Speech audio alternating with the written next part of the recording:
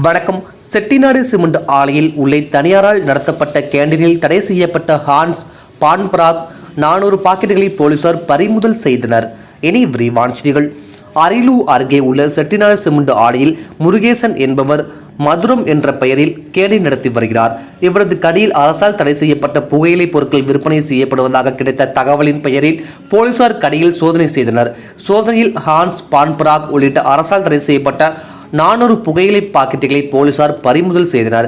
இதனையடுத்து கேண்டீனில் வேலை செய்த சேனாதிபதி கிராமத்தை சேர்ந்த நவாஸ் மற்றும் கேண்டீன் உரிமையாளர் முருகேசன் மீது வழக்கு பதிவு செய்த போலீசார் நவாஸை கைது செய்து விசாரணை நடத்தி வருகின்றனர்.